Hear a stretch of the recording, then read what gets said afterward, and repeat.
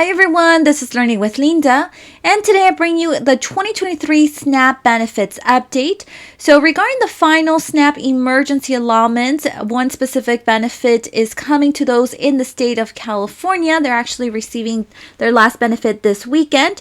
And then we also have two states that want to increase their benefit. So remember that certain states are trying to take action to increase the SNAP benefits due to the emergency allotments ending. And then, of course, we have the state of Maryland that is accepting applications to recover the stolen SNAP benefits due to fraud. So make sure you guys stay until the end of this video to ensure that you receive this information.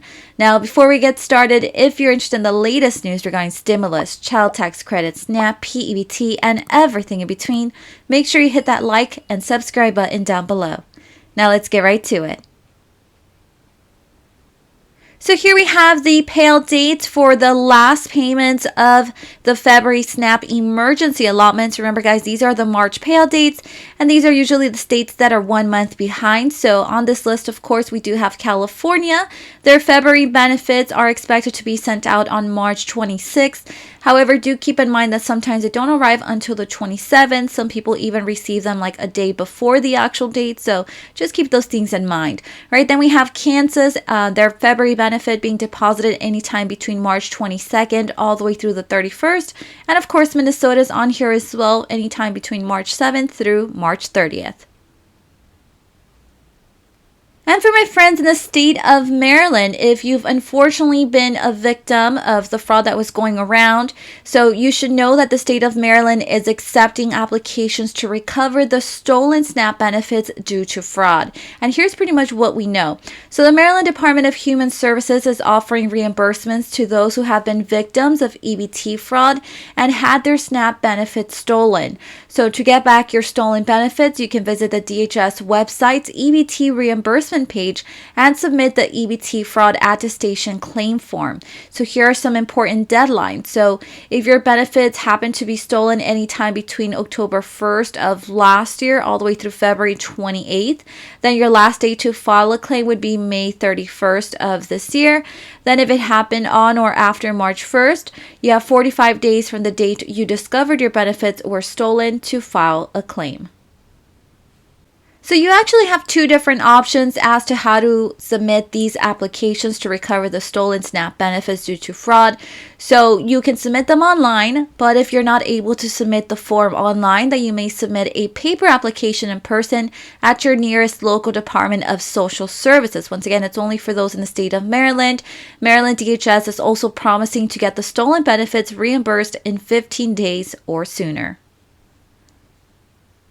Now, for those of you that are in the state of Maryland and you want to apply for the EBT fraud reimbursement, I definitely recommend for you to make sure you're going on the correct website. So one easy way to get to the actual website, or the correct one, right, would be to type in on Google Maryland EBT fraud reimbursement. Once you go ahead and click enter, you're going to see down here, this is the first one that pops up. Make sure it's the .gov, maryland.gov website, and then it says EBT reimbursement. If it doesn't say gov, I would not trust it. There's no other website where you would be able to apply other than through the Maryland Department of Human Services. So once we go ahead and click that, it's going to take you to this website right here. And as you can see way at the top, it says Department of Human Services. And we got the .gov address, right, for those in the state of Maryland. Here it tells you how to recover your stolen EBT benefits. You can click the link, you complete the form, then you type your name on the signature line of the form and click the submit button. So I want to go ahead and show you guys the actual form, what it looks like if you feel comfortable enough applying online. Again, make sure you're on the actual .gov website, but remember that you don't have to apply online if you don't feel like it's a safe way for you to proceed. You can always also apply in person. So here's the latest update, guys, regarding the list of states that have been approved to replace the stolen SNAP benefits. So on December 29th of 2022, President Biden signed into law the Consolidated Appropriations Act 2023, which is known as the Omnibus Bill, which includes provisions for the replacement of stolen EBT benefits with federal funds. So regarding the benefit eligibility, so when FNS approves a state plan, that state will be able to replace certain benefits benefits stolen from between the time of October 1st, 2022 through September 30th of 2024 using federal funds. So per the omnibus, benefit theft that qualifies for such replacement includes card skimming, card cloning, and other similar fraudulent methods. So per the omnibus, replacement benefits may be issued for SNAP benefits. The SNAP benefits may include the disaster SNAP and the emergency allotments. Unfortunately, p-ebt benefits are not SNAP benefits and therefore cannot be replaced under the authority of the omnibus. And so here we have the list of approved states that have been pretty much authorized to replace the stolen SNAP benefits. And as I mentioned previously, the state of Maryland is already accepting applications both in person and online. That was actually one of the first states that was approved.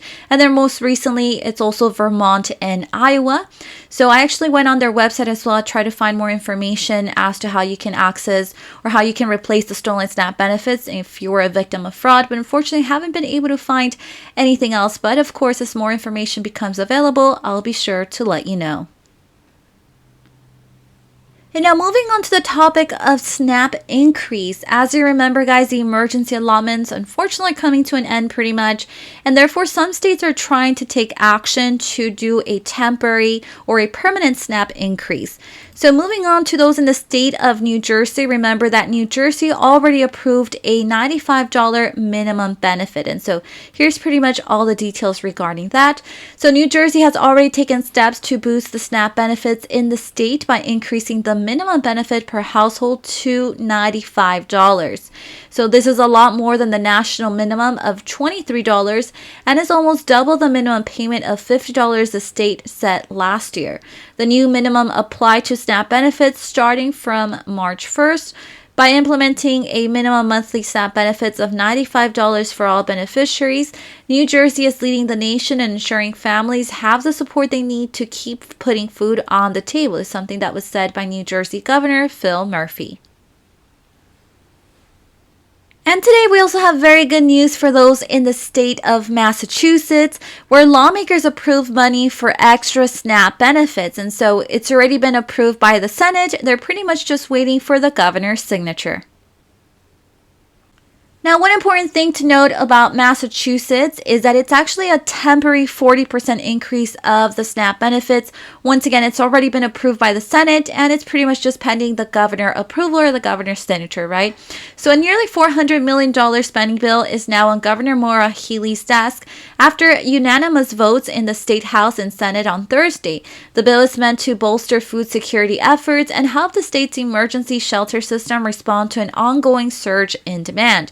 Now, the federal government had provided households receiving food assistance with additional SNAP benefits earlier in the pandemic, which we all know as those emergency allotments, right?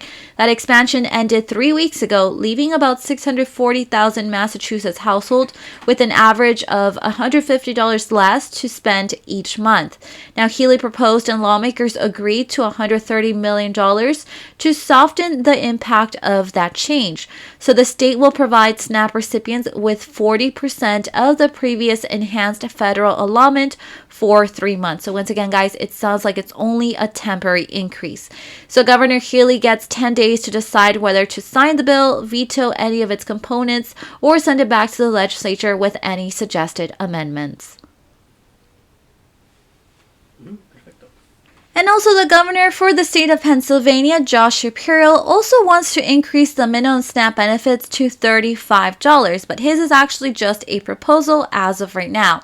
Governor Josh Shapiro and Acting Department of Human Services Secretary Vald Arkush are reminding Pennsylvanians of federal changes to the Supplement Nutrition Assistance Program that are taking effect this month that will affect all SNAP recipient households. So SNAP emergency allotments, which were usually paid on the second half of each month, ended after February due to changes by the federal government. So in his 2023 to 2024 budget, the governor proposed an increase to the minimum SNAP benefit for seniors and people with disabilities.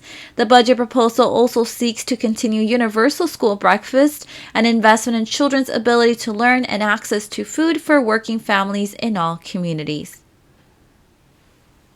And so the governor's proposed budget would increase the minimum monthly SNAP benefit for seniors and people with disabilities to $35 each month, as well as provide additional support as federal pandemic SNAP benefits end. So once again, just a quick reminder, it's still a proposal, right? So due to federal legislation, February 2023 was the last month emergency allotments were sent.